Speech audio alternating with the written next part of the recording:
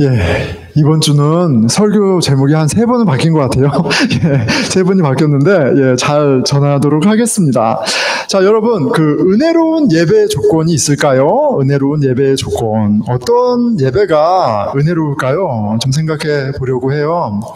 여러분, 기억에 남는 예배. 참, 이 예배는 잊을 수가 없어. 그런 예배가 있으시죠? 있으실 거예요. 자, 어떤 면에서 왜 유독 그 예배가 여러분들 마음 가운데 이렇게 오래 남는지 한번 생각해 보셨나요? 이런 얘기가 있습니다. 단 한 번의 예배가 인생을 바꾼다. 이런 말이 있죠. 여러분 동의하세요? 한 번의 예배가 인생을 바꾼다. 저는 동의합니다. 왜냐면 그 예배를 제가 경험을 했기 때문에 그래요. 한 번의 예배가 이렇게 세게 받으면 인생이 바뀌어요. 그런데 그게 이런 거죠. 방향이 바뀌는 거예요. 방향이. 내가 어떤 세상의 것을 추구하다가 이제 하나님을 가장 높은 가치로 두는 그 하나님을 예배하는 예배자로 방향이 바뀌는 거예요. 물론 예전에 살아오던 그런 옛 습관이 있어서 멈추기도 하고 잠깐 고민하기도 하지만 예배를 제대로 해서 만나면 방향은 정해지는 거죠. 그래서 단 한 번의 예배가 인생을 바꾼다. 예, 저는 동의하고요. 그 일을 제가 겪었습니다. 물론 가랑비에 옷이 젖는 것처럼 우리가 예배에서 은혜를 경험하기도 합니다. 그리고 가랑비에 젖든 폭풍으로 젖든 중요한 건 뭐예요? 하나님의 은혜를 경험하는 게 중요하죠. 하나님의 은혜가 없으면 믿음의 여정을 시작할 수도 또 이루어갈 수도 없기 때문에 그래요. 하나님의 은혜 너무 중요하고요. 그렇기 때문에 또한 예배가 너무 중요한 거예요. 여러분은 어떤 예배를 통해서 하나님의 은혜를 경험하셨나요? 제가 경험한 예배를 간단하게 얘기하자면 대형 트럭에 쾅 부딪힌 것 같은 그런 충격적인 예배였습니다.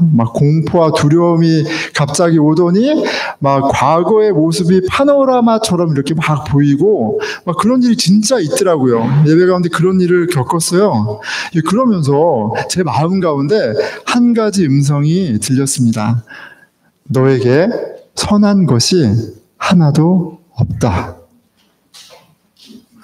제가 하나님이 저에게 보여주신 그 과거의 모습이 제가 숨기고 있던 어떤 그런 과거의 어떤 죄들이 아니라 어떤 거였냐면 그냥 과거의 일상적인 모습을 보여주셨어요. 그런데 저한테 너에게 선한 것이 하나도 없다라고 말씀하시는 거예요.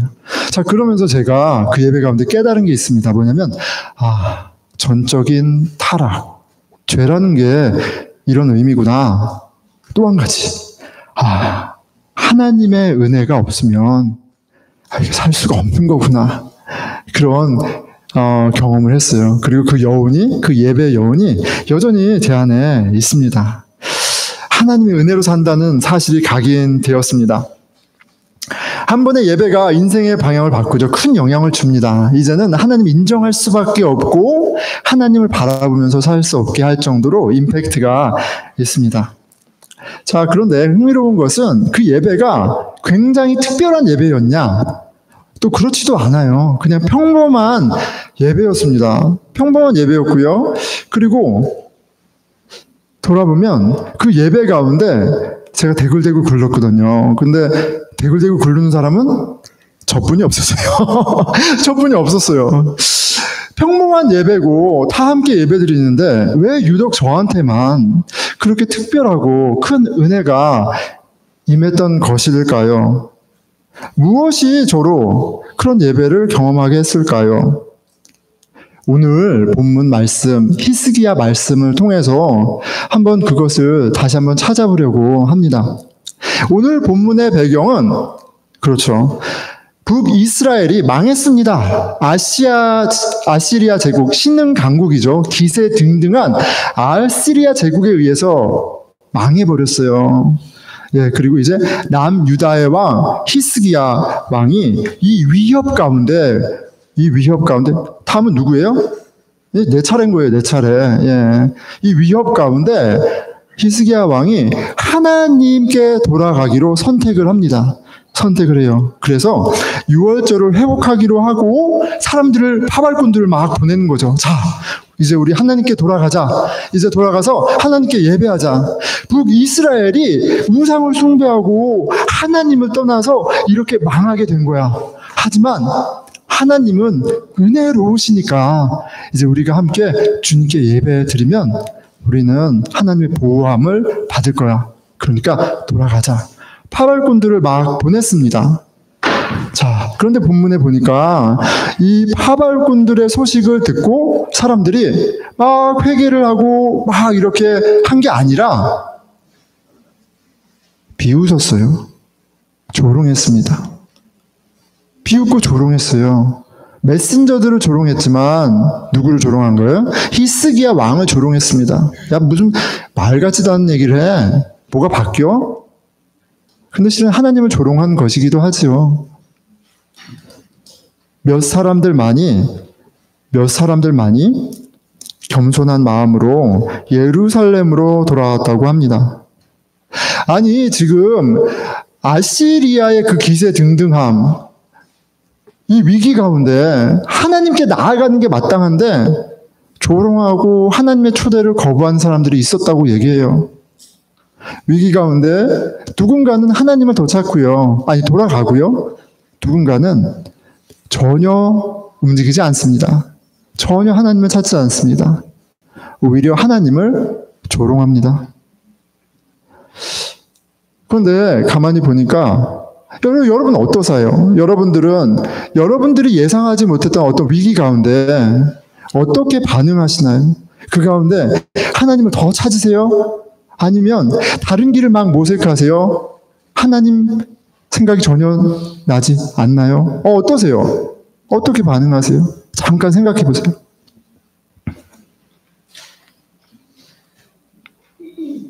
오늘 본문에는 두 가지 반응이 있었던 거죠. 조롱하고 냉소적인 사람이 있었고 하나님을 찾던 사람이 있었어요. 자, 그런데 이런 면이 있습니다. 저는 이 위기 가운데 하나님을 찾지 않던 사람들도 한편으로는 이해가 갑니다. 제가 그랬던 적이 있거든요. 이런 거잖아요. 내가 열심히 살았어. 내가 나름 열심히 살았어요. 그런데 IMF 같은 일이 딱 벌어지는 거예요. 그래서 갑자기 나는 아무 잘못도 안 했는데 직장을 잃어. 회사가 망해. 나는 그냥 살았어요. 그런데 갑자기 전쟁이 터져. 그래서 삶이 완전히 와장창 부서져 버려. 사랑하는 사람들이 다치고 죽고 가족이 뿔뿔이 헤어지고 그런 일들이 있잖아요. 있습니다. 그러면 내가 하나님을 믿던 사람이어도, 내가 교회를 다녔던 사람이어도, 아니 내가 열심히 다닌 사람이면 사람일수록 시험에 들 것 같아요. 아니, 하나님 계신 거 맞아? 하나님 사랑이시라며, 하나님 은혜로우시다면서, 그런데 왜 내 아이가 아파? 내가 왜 갑자기 이런 교통사고를 당해? 어떻게 이런 일이 있을 수 있어? 나 기도 안 해. 저는 이해가 가요. 하나님 그러면 안 되잖아. 안 되잖아요. 예. 이해가 한편으로는 갑니다. 막 그렇게 이상한 사람들이 아니에요. 자, 그런데 뭐냐면 그 와중에도 위기 속에 겸손히 주님께 돌아오는 사람들이 있었던 거예요. 11절이죠. 그러나 몇 사람이 스스로 겸손한 마음으로 예루살렘에 이르렀고, 그렇게 낮은 마음으로 간절히 하나님을 찾은 사람들이, 그 사람들만 하나님의 은혜를 경험합니다. 자, 6월절은 우리 한결이가 잘 설명한 것처럼 뛰어넘다, 패스오버라는 뜻이에요. 하나님께서 이집트를 심판하실 때 이집트에서 노예 생활하고 있던 이스라엘 백성들에게 특별히 하나님의 심판을 피해갈 수 있도록 자비를 베푸신 거죠. 어린 양을, 그 피를 문 주위에 바른 칩은 하나님의 사자가 이집트 땅에 왔을 때, 그렇죠, 하나님의 정의, 저스티스 앞에서는 이집트 사람만이 아니라 실은 히브리 사람들도, 이스라엘 사람들도 심판을 피할 길이 없는 거예요. 그런데 어떻게 하신 거예요?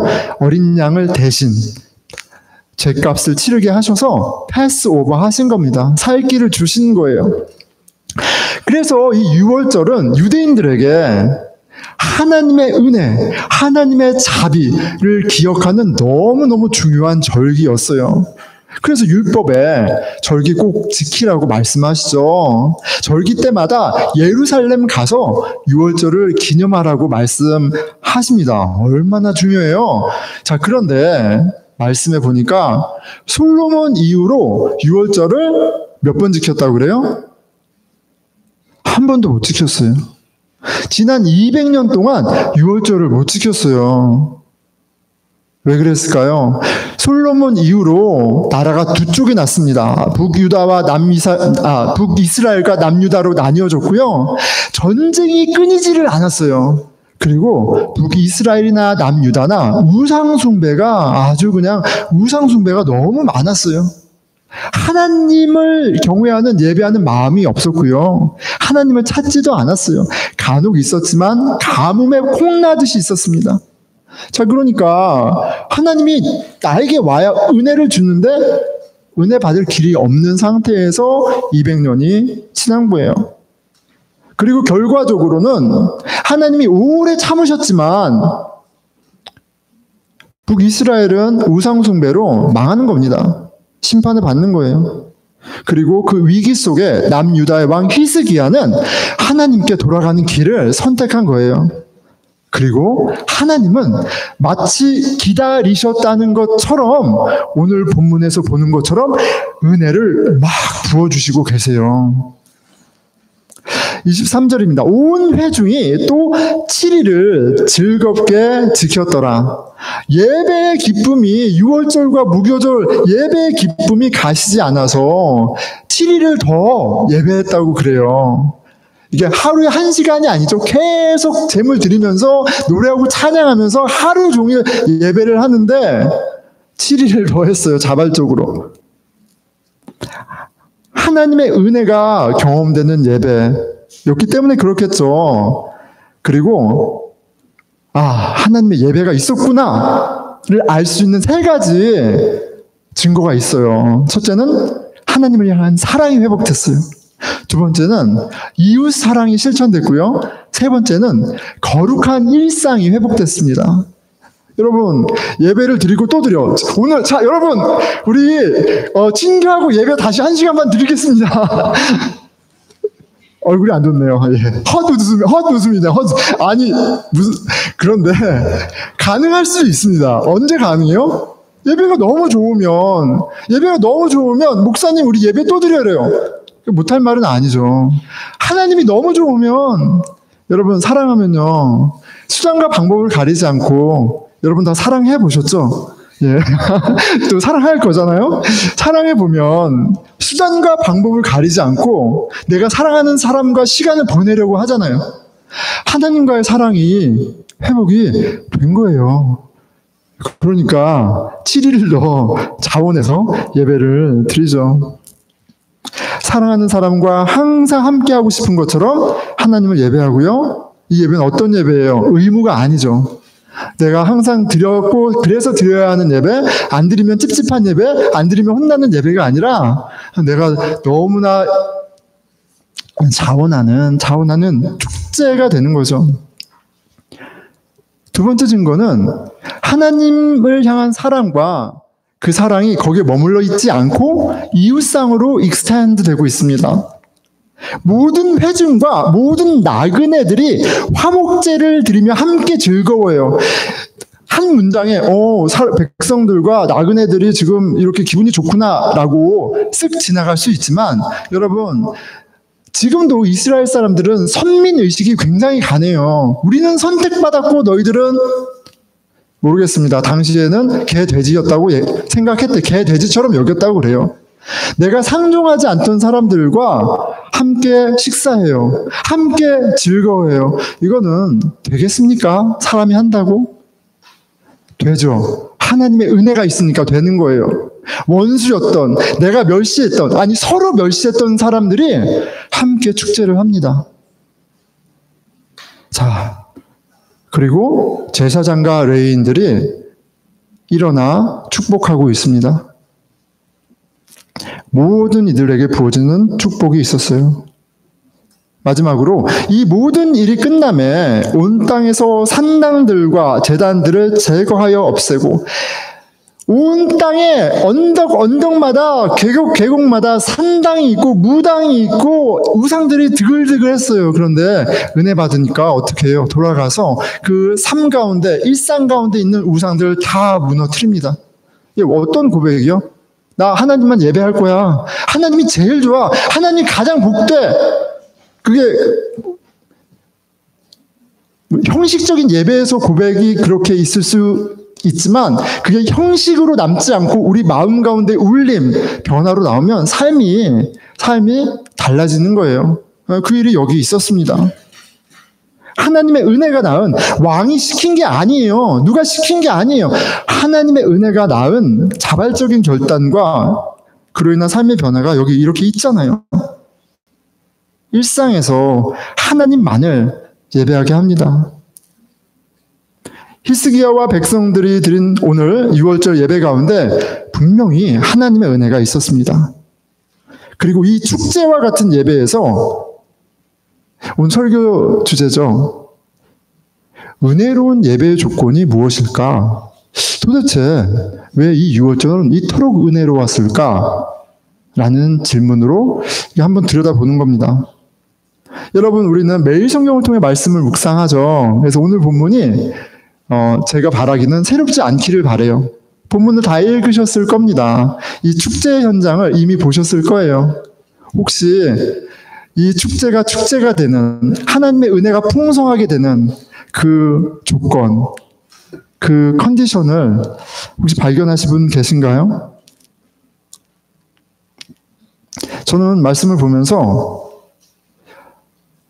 꼭 필요하지만 비본질적인 요소 한 가지, 그리고 꼭 필요한 본질적인 요소 3가지를 발견했습니다.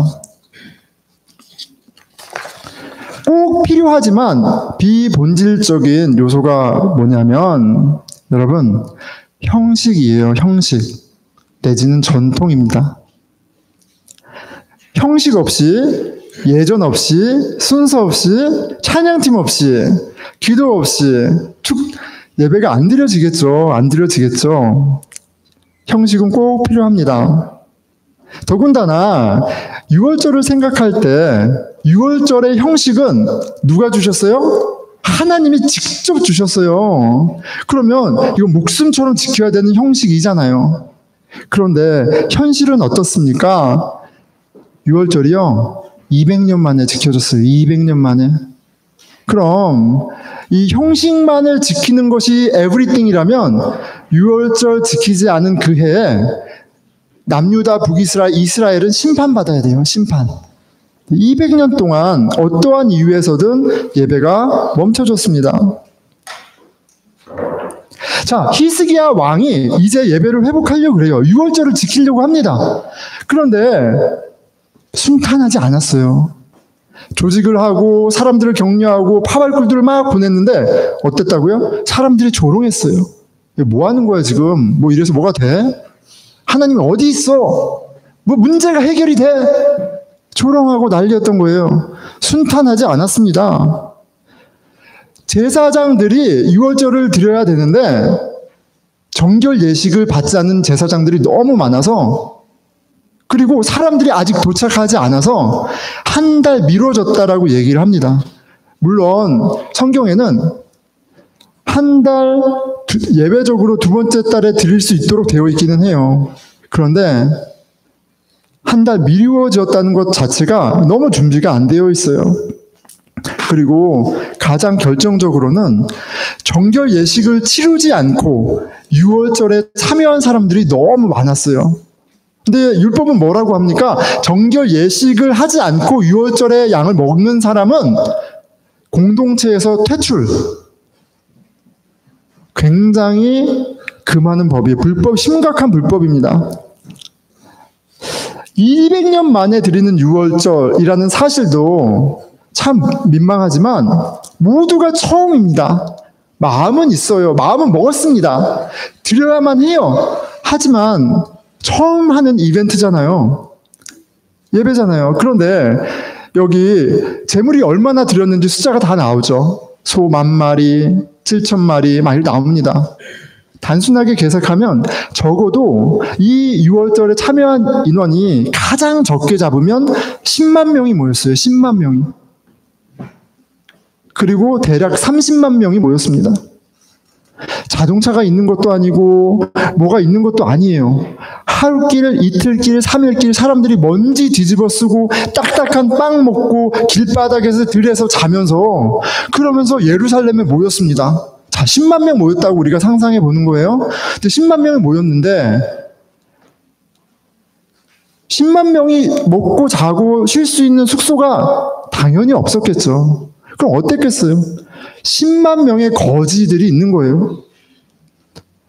예루살렘 꽉꽉 채워야 30만 명인데 10만 명의 거지들이 길에서 여기저기 널브러져 있는 겁니다. 적어도 14일 동안. 여러분, 아름답지 않아요. 편하지도 않아요. 난장판입니다. 난장판. 형식이고 예식이고 뭐 프로페셔널리즘이고 저는 성경이 많이 생략했다라고 생각합니다. 제대로 드려줄 수가 없는 상황이에요. 그런데 놀랍게도 그렇게 형식을 드리고 싶어도 드릴 수 없는 그런 상황이었음에도 불구하고 놀랍게도 풍성한 하나님의 은혜가 경험되는 유월절 예배였다는 거예요. 하나님의 사랑, 이웃사랑, 거룩한 삶의 회복이 증거잖아요. 하나님 이거 원하셔서 예배 우리 초대하시는 건데 그게 다 있어요. 질문하게 됩니다. 엄밀히 율법의 기준으로 보자면 이런 예배 형식에 결정적인 흠이 많은 이런 예배에 어떻게 풍성한 하나님의 은혜가 부어질 수 있을까? 형식은 필요하지만 전통도 요긴 하지만 본질은 아니에요. 본질은 아닙니다. 하나님은 제사를 원하지 않는다고 하세요. 하나님은 상한 심령을 원하신다고 하세요. 하나님은 우리에게 어떻게 해야 될지 모르니까 형식을 주셨죠. 근데 그 껍데기를 원하지 않으세요. 하나님은 우리의 마음을 원하세요. 그리고 그 현장이 바로 오늘 말씀의 현장입니다. 여러분, 형식은요, 상황에 따라 바뀔 수 있어요. 그러니까 형식 때문에 너무 받아들이지 마세요. 이 예배를 통해서 하나님을 더 사랑하게 되고 하나님의 사랑 가운데 더 용납하고 서로에게 자비를 베풀고 그리고 내 삶이 하나님을 사랑하는 삶으로 바뀌는 일들이 있다면 그럼 된 거예요. 그리고 그걸 위해서 계속 바뀌어야 되는 거예요. 우리는 예배 드릴 때 어떻게 해요? 아이들이 막 뛰어다녀. 그런데 아무도 말리지 않아. 전도사님도 웃고 목사님도 웃고 다 웃어 그냥. 예배 드려야 되는데. 이것이 우리 보스턴 늘프린 교회가 세워가고 있는 새로운 전통이에요. 여러분, 하나님이 괜찮은데 하나님이 이쁘시다고 하는데 내가 봐도 된다고 애한테 눈 찡그리고 부모한테 뭐라고 해서 되겠어요? 하나님은 괜찮을 거 아니에요. 그냥 작은 한 예입니다. 형식도 필요하지만 본질은 아니에요. 하나님 사랑을 경험하기 위한 최적화로 우리는 계속 개혁해야 합니다. 그게 우리 개혁주의 신앙이기도 해요. 자, 비본질적인 요소 한 가지는 뭐예요? 형식입니다. 자, 그런데 본질적인 요소가 있습니다. 와, 이거구나. 이거는 꼭 있어야 하는 거구나. 세 가지예요. 첫째는 은혜로운 예배를 위해서 뭐가 꼭 있어야 될 것 같아요, 여러분. 꼭 있어야 돼. 뭐가 있어야 돼요? 속으로만 생각하세요. 뭐가 있어야 될까? 하나님의 은혜가 있어야 돼요. 예. 하나님의 은혜로운 예배를 위해서 하나님의 은혜가 있어야 합니다. 이걸 어떻게 설명하지? 많이 고민했어요. 제 머리카락이 좀 빠진 것 같지 않나요? 많이 고민했어요. 너무나 당연한 말. 예, 그렇죠. 그런데 이게 가장 중요한 조건이에요. 이게 가장 중요한 조건인데 우리가 만들 수 있는 조건이 아니에요. 우리가 아무리 화려하게 열심히 각을 세워서 찬양계를 세워서 할 수 있는 그런 조건으로 세워주는 그런 게 아니에요. 이거는 하나님이 이미 정해놓으신 세팅이에요. 예배의 본질입니다.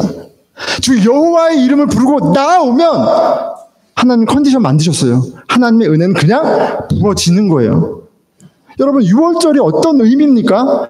6월절 예배를 드리려고 왔잖아요. 6월절에 모여서 같이 이렇게 하나님을 기억하면서 어떤 일이 있었겠어요? 제가 한번 생각해 봤습니다. 얘들아, 하나님이 우리를 구원하셨어. 우리 조상이 이집트라는 나라에 노예살이를 하고 있었는데 슬레이브였는데 하나님이 우리 조상을 구원해 주셨어. 그때 우리 너무 비참했어. 그때 이집트 사람들이 와서 우리가 이제 낳은 아들들을 데려가서 죽여도 우리가 아무것도 할 수 없었어. 내 금쪽 같은 딸을 데려가서 시녀로 삼아도 우리는 아무것도 할 수 없었어. 우린 노예였어. 우리 삶은 비참했고 우리는 하나님께 부르짖었어. 430년 동안 하나님을 간절히 찾았어. 그런데 하나님께서 우리의 기도를 들으시고 모세를 보내신 거야. 모세를 보내셔서 나일강을 피로 채우시고 파리와 유와 우박과 온갖 재앙으로 심판하셔서 그리고 마지막으로는 이집트의 첫 아들들, 첫 짐승들 하나님 심판하셨어. 그런데 그 가운데 그치 하나님의 선하심과 정의 앞에 우리도 심판받아 마땅하지만 하나님이 살기를 주셨어. 어린 양의 피로 문을 칠한 우리들은 심판을 면하게 해주셨어. 그래서 그 놀라운 사건을 기억하는 그날을 우리가 Passover 6월절이라고 해. 우리가 먹는 이 어린 양 하나님의 은혜야. 여러분 6월절은요 그 자체가 하나님의 은혜입니다. 그 자체가 하나님의 은혜예요. 그렇잖아요. 자, 그런데 여러분 우리가 드리는 이 예배는 어떻습니까? 우리가 드리는 예배는 우리는 하나님의 어린 양 예수를 통해서 그 보혈의 공로를 통해서 오늘 하나님께 나아갑니다. 하나님께서 예수의 피를 우리 마음 문에 뿌리셨습니다. 당신 아들의 피를 우리 마음 가운데 뿌리셨어요. 우리의 죄를 깨끗하게 하셨습니다. 예수님의 피로 우리의 죄는 깨끗하여졌고 그것만이 아니라 예수의 거룩하심으로 우리를 옷 입히셔서 이제 하나님은 우리를 아들이다 딸이다 흠잡을 데 없이 온전한 나의 자녀다라고 얘기하십니다. 그렇게 보세요. 이것이 복음이고요. 우리는 이 복음을 믿음으로 예배를 드려요. 여러분 예수 안에 있는 예배는 그 자체로 하나님의 은혜가 풍성한 거예요. 부족하지 않습니다. 형식의 구애 없이 복음 안에는 그리스도 안에는 풍성한 하나님의 은혜가 이미 넘치고 있는 거예요. 하나님은 은혜로운 예배의 조건을 이미 하나님 편에서 완성을 하셨어요. 그런데 우리의 몫이 있는 거죠. 하나님이 은혜를 부어주셔도 우리에게 은혜를 담는 그릇이 없으면 다 웨이스트 하는 겁니다. 하나님은 부족함이 없으세요. 하나님은 넘치는 은혜로 우리를 부어주세요. 그래서 계속 부어주십니다. 그런데 우리에게 받을 만한 그릇이 없으면 은혜가 없어서가 아니라, 부족해서가 아니라 은혜를 누릴 길이 없어요. 나머지 두 가지 조건은 은혜를 담는 그릇에 관한 부분입니다. 형식이 아니라 우리의 마음이에요. 우리의 마음입니다. 간절함과 자비를 실천하는 마음이에요. 불쌍히 여기는 마음이에요. 서로 불쌍히 여기는 마음이에요. 내 기준으로 정죄하고 이러쿵저러쿵 하는 게 아니라 하나님의 위대하심 앞에, 하나님의 은혜 앞에 간절한 우리가 서로 불쌍히 여기는 가운데 우리는 온전히 예배의 은혜를 경험합니다. 18절, 많은 무리가 자기들을 깨끗하게 하지 아니하고 유월절 야을 먹어 기록한 규례를 어긴지라. 규례대로 하면은 다 잘려져 나가야 돼요. 출교해야 됩니다. 근데 히스기야가 왕이 안타깝게 여기고 불쌍하게 여기면서 그들을 위하여 기도하고 이르되 선하신 여호와여 사하옵소서. 결심하고 하나님을 구하는 사람들은 누구든지 비록 성소의 결례대로 스스로 깨끗하게 못하였을지라도 사하소서 하였더라. 주님, 저들이 결심하고 마음을 다잡고 여기까지 왔어요. 상황이 쉽지가 않았어요. 나라가 난리가 나고 지금 삶이 진짜 그런 여력이 없는데도 마음을 먹고 여기까지 왔잖아요. 좀 불쌍하게 여겨주세요. 저런 사람들은 좀 봐주셔야 되지 않습니까?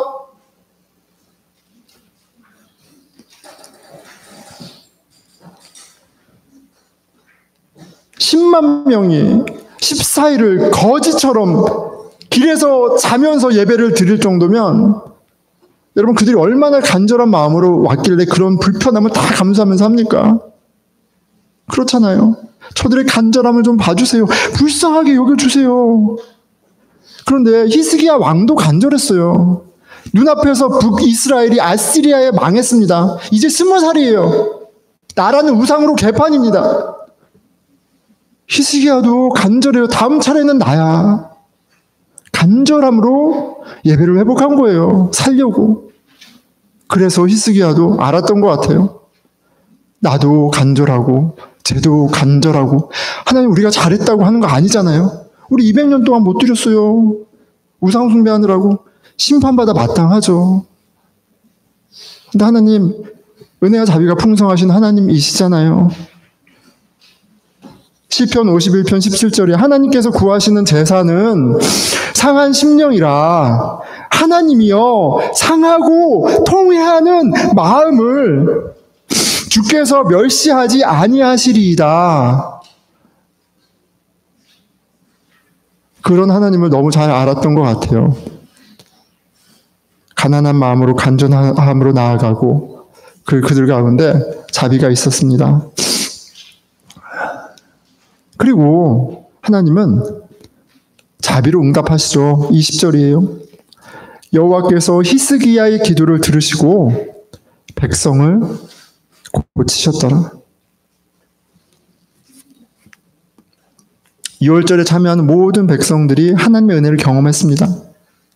자, 그런데 먼저 하나님의 은혜가 있었고 먼저 하나님의 은혜가 충분했고 그리고 그들의 간절한 마음과 자비의 실천이 그릇이 된 거예요. 하나님이 부어주시는 은혜를 담을 만한 그릇이 된 거예요. 여러분, 교만하면요 하나님도 어떻게 못하세요. 내가 심판관이 돼서 내가 정답을 다 알아버려서 이러쿵저러쿵 하면 은혜가 될 게 하나도 없습니다. 하나님이 은혜를 안 주셔서가 아니라 내가 그릇이 준비 안 돼서 그런 거예요. 자, 그 후에 예수님이 오셨습니다. 은혜더라. 은혜와 자비와 함께 오신, 아니 은혜 자체이신 예수님이 오셨어요. 여러분, 하나님은요 은혜세요. 정의를 은혜로 완성하신 하나님이세요. 그 하나님이 사람이 돼서 오셨단 말이에요. 얼마나 놀랍습니까? 예수님을 보는 사람마다 하나님의 은혜를 보고 있는 거예요. 그런데 성경을 보십시오. 몇 명이나 하나님의 은혜를 경험하나? 많은 무리가 항상 예수님을 에워싸지만 정작 하나님의 은혜를 경험하는 사람은 몇 명 안 돼요. 몇 명 안 됩니다. 여러분 놀랍지 않습니까? 근데 우리도 똑같아요, 여러분. 똑같아요. 교회가 예수 그리스도의 몸된 교회라고 하는데 은혜가 부족하겠어요? 은혜가 부족하겠어요? 예수님이 보기 위해 항상 많은 무리들이 모였어요. 그런데 그 무리들 가운데 예수님의 옷자락을 붙잡고 치유를, 은혜를 경험한 사람은 한 여인뿐이 없어요. 그 여인의 처지가 어떻습니까? 마가복음 5장 25절이에요. 많은 의원에게 많은 괴로움을 받았고 의사한테 위로받고 치료받아야 되는데 많은 의사들에게 많은 괴로움을 받았고 가진 것도 다 허비하였으되 아무 효험이 없고 도리어 더 중하게 되었던 차에 동네에 예수님이 오신 거예요. 간절함으로 갔겠죠. 믿음이 있어서 갔겠어요? 살려고 간 거죠. 하나님은 믿음이라고 얘기하세요. 그리고 치유해 주세요. 여러분, 하나님은요, 우리 믿음 없는 거 너무 잘 아세요. 믿음 다 키워서 오려고 하지 마세요. 여러분들의 상황이 영적으로 죄 가운데 얼마나 핍절하고 비참한지를 아는 은혜가 필요합니다. 우리 믿음 갖고 하나님 찾아가는 사람 몇이나 있겠습니까? 답이 없어서 예수님을 찾는 거예요. 살려고 찾는 거예요. 그리고 그렇게 왔던 여인은 하나님의 은혜를 경험합니다. 사람들이 한 중풍병자를 들것에 실어서, 죄송합니다, 예수님께 나와왔습니다. 사람이 너무 많아서 예수님이 계신 집으로 들어갈 수가 없었어요. 너무 유명한 말이잖아요. 그래서 상상해 보는 거예요. 4명이 들것에 실으러 왔는데 아무리 높지 않아도 1층이면 올라가고 지붕을 뜯고 줄 매달아 내려야 되는데 이게 얼마나 번잡한 일입니까? 이게 얼마나 수고가 많고 웃기는 장면이에요. 그런데 그 일을, 그 수고를 했던 4사람이 있었던 거예요. 왜 그랬겠어요? 이 중풍병자가 가족인지 아들인지 친구인지 누군지 모르지만 안타까운 거 아니에요? 살려야만 해야 되는 거 아니에요? 그래서 그 수고를 하는 거죠. 간절했습니다. 우스꽝스러운 그 모습이 가르쳐주는 것은 그들이 그만큼 간절했다는 것을 보여주는 거예요. 예수님은 그들의 믿음을 보시고 치유하셨다라고 얘기하세요. 작은 자야 안심해라, 내 죄 사함을 받았느니라. 네, 감사합니다.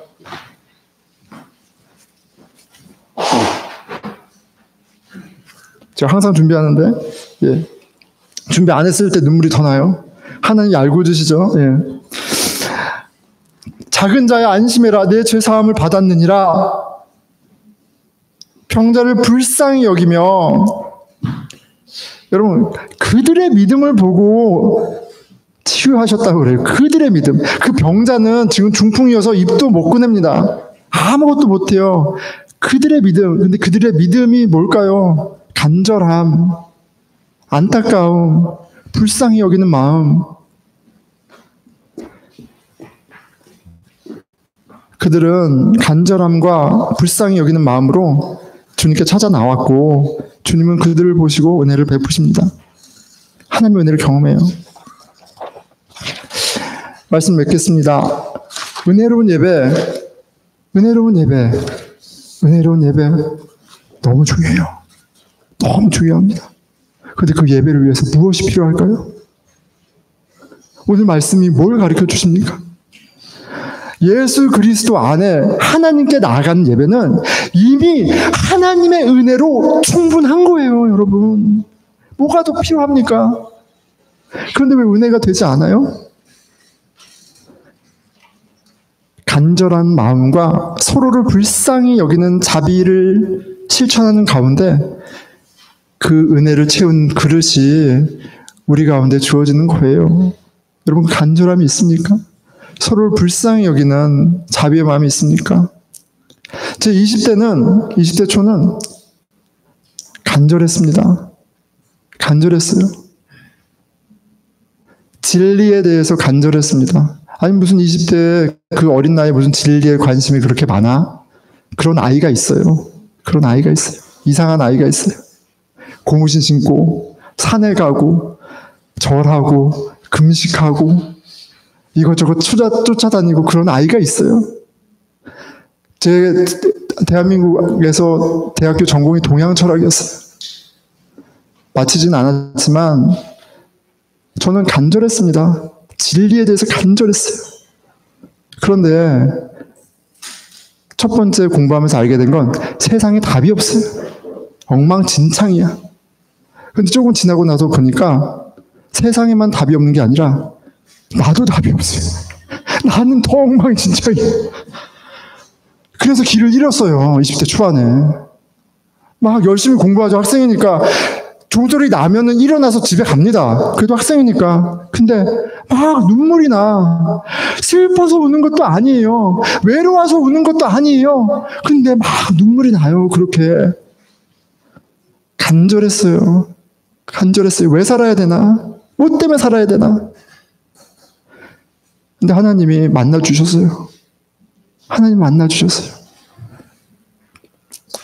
너무너무 좋았습니다. 근데 제가 교회에서 안 자랐거든요. 전 교회에서 안 자랐습니다. 장로교? 무슨 교? 몰라요. 전통? 형식? 그런 거 모릅니다. 심지어. 그런 게 있다는 것을 모르는 것도 몰랐어요. 그냥 교회 다니는 거예요. 너무 좋아서 다니는 거예요. 은혜 받으니까 다니는 거예요. 아무 저한테 강제로 예배 1시간 전에 오라고 한 사람이 아무도 없었어요. 무슨 팀도 아니에요. 그래도 1시간 전에 와서 앉아 있어요. 그러다가 뭐 거드는 거예요. 제가 20대 때, 청년 때 약간 과장해서 10년 동안 설거지를 했습니다. 매주 설거지를 했어요. 교회에서 밥을 더 이상 하지 않기로 결정할 때까지 매주 설거지를 했습니다. 누가 시키지 않았어요. 그냥 했습니다. 근데 기억에 남는 장면이 있어요. 한 명이 와서 저한테 형, 나는 형이 왜 이렇게 설거지 하는지 알아. 하고 씩 가더라고요. 근데 거기에 냉소적인 게 있었어요. 마치 그 친구는 그렇게 생각 안 했을 수도 있지만 저는 형 뭐 무슨 인정받으려고 그래? 뭐 그렇게 뭐 그렇게까지 해? 교회에서는 그렇게 하면은 착하다고 하니까 그러는 거야? 라고 하는 것처럼 들렸어요. 씁쓸하죠. 더 씁쓸했던 건 그 친구가 목사님 아들이었어요. 도대체 교회에서 뭘 본 거예요? 막 신나서 돌아다니니까 어떤 형이 저한테 그래요. 진태가 좀 그만 설쳐라. 좀 그만 설쳐라. 제 요점은 제가 20대 때 유난스러웠다는 얘기를 하는 겁니다. 은혜 받으면 좀 유난스러워져요. 막 유난스럽게 했어요. 예. 하나님이 내 간절함을 응답해 주시니까 유난스러워지더라고요. 그런데 돌아보면 그런 저를 유난스럽고 형식이고 뭐 아무것도 모르고 그렇잖아요. 얼마나 노이즈가 납니까? 저를 인내하고 용납해 줬던 형들, 누나들, 친구들 너무 많았어요. 자비가 있었습니다. 자비 가운데 계속해서 가랑비에 옷 젖듯이 저는 계속 은혜를 받고 하나님을 예배하는 사람으로 오늘까지 이렇게 온 거예요. 내 안의 간절함과 나에게 자비를 베풀어준 공동체 덕분이죠. 그리고 지금도 여전히 하나님의 풍성한 은혜를 경험합니다. 목사가 되어서 연륜이 쌓여서가 아니라 예수 그리스도 안에 생명의 샘이 마르지 않는 거예요. 마르지 않습니다. 여러분, 하나님의 말씀을 우리 역대하 보잖아요. 역대하 보고 계세요, 여러분? 어떠세요? 이 드라마 어떠세요? 들이 막 쏟아져 나오잖아요. 이 은혜도 모르고 배은 망덕하고 진짜 하나님이 왕 시켜주시고 성공하게 하니까 바로 우상 만들고 남의 일이 아닙니다. 너에게 선한 것이 하나도 없다라는 음성이 그들을 보면서 계속 제 안에서 메아리 쳐요. 오늘도 이 순간에도 그 음성이 들려요. 제 마음을 낮추시고 간절하게 하십니다. 다른 사람들의 허물을 볼 여력이 없어요. 저를 부족하고 연약하고 흠이 많은 이 목사를 견디고 함께하고 같이 하나님을 알아가는 것이 얼마나 큰 은혜가 되는지 몰라요. 여러분, 간절함 가운데, 불쌍히 여기는 공유함 가운데 하나님의 은혜는 20년 전에 지금 똑같이 붙고 있어요. 한 주 보내면서 혼자 빵긋빵긋 웃을 때가 있습니다. 어떤 때인 것 같아요, 여러분? 이번 주는 그랬어요. 우리 막 뛰어다니는 우리 리아 있잖아요. 리아가 가끔 이렇게 하면 와서 저를 보고 빵긋 웃어요. 근데 그 모습이 너무 예뻐요. 이한이 막 방방 뛰잖아요. 이한이를 보면서 웃어요. 우리 저기 재빈이 지금 없는데 우리 막내 재빈이는 주빌리 할 때 진짜 온 힘을 다해서 여러분, 하나님의 은혜가 없는 게 아니라 여러분 볼 눈이 없어서 못 보는 거예요. 정말. 그런데 언제 누린다고요? 간절함이 있어야 돼요. 그리고 나에 대한 불쌍함과 죄 가운데 씨름하는 형제 자매들에 대한 불쌍함과 자비가 있어야 합니다. 고민하시고 깨닫고 누리시는 저와 여러분 되길 축원합니다. 은혜로운 예배를 위해 기억해야 되는 게 3가지가 있습니다. 첫째, 예수 안에 하나님의 은혜가 이미 충만하다. 예배는 부족한 게 없다. 두 번째, 간절한 마음. 간절한 마음. 죄와 씨름하며 죄를 내 힘으로 이기지 못하는 상한 심령의 간절한 마음. 그리고 서로 불쌍히 여기는 마음 가운데 하나님의 은혜가 부어집니다. 기도하겠습니다.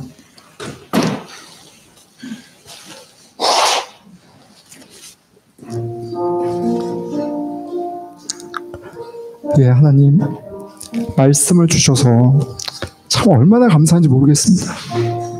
하나님이 말씀을 주시지 않았다면 우리가 어떻게 하나님의 은혜를 이렇게 곱씹을 수 있겠습니까? 우리는 외모로 사람을 판단하고 나의 기준으로 서로 정죄하고 마땅히 사랑해야 할 가족조차도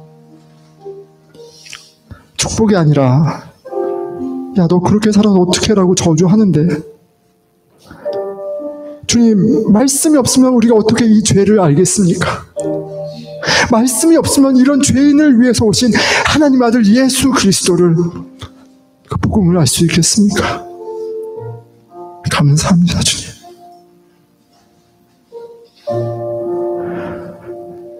우리 감사하는 기도를 잠깐 드리겠습니다. 하나님 아버지, 너무너무 감사합니다. 이 무지하고 강팍하고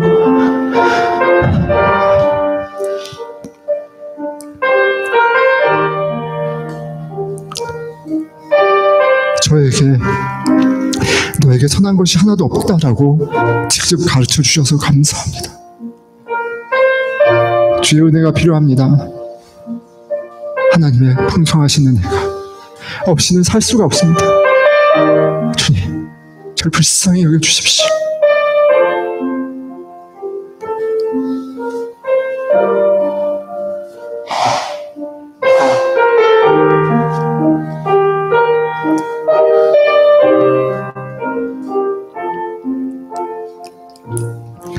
예, 공동체를 위해서 기도하겠습니다. 우리 보스턴 늘푸른 교회가 만들어가고 있는 전통과 형식들이 있습니다. 하나님, 저희가 매번 하나님을 더 사랑할 수 있는 길로, 서로를 더 사랑할 수 있는 그 길로, 하나님을 더 온 마음 다해 예배할 수 있는 그 길로 우리의 전통과 형식이 장애물이 되지 않게 하여 주시고 저희들에게 용기를 주셔서 개혁하고 바꾸고 새롭게 하는 일을 멈추지 않게 하여 주십시오. 주님, 저희들이 신령과 진정으로 간절함으로 하나님의 자비로 세워져 가는 신령한 공동체, 살아있는 공동체 되도록 도와주시옵소서. 우리 기도하겠습니다.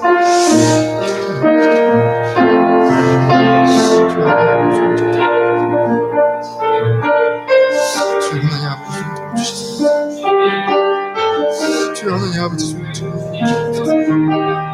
주여 하나님 아버지, 주여 하나님 아버지, 주여 하나님 아버지, 주여 은혜를 내려 주시고, 주여 하나님 아버지, 주여 도와주시고, 주여 살아계신 주님을 만날 수 있도록 성령님 도와주시옵소서. 주여 아버지, 주님께서 기도해 주시고, 주여 아버지, 주님께서 살아계신 분을 위하여 주시고, 아버지 주여 저를 만나 주시고, 아버지 도와주시고, 아버지 치유하여 주시옵소서. 아버지 주여 온전케 하여 주시고, 아버지 주여 주시고, 주여 성령님 역사하여 주시옵소서. 주여 아버지, 주여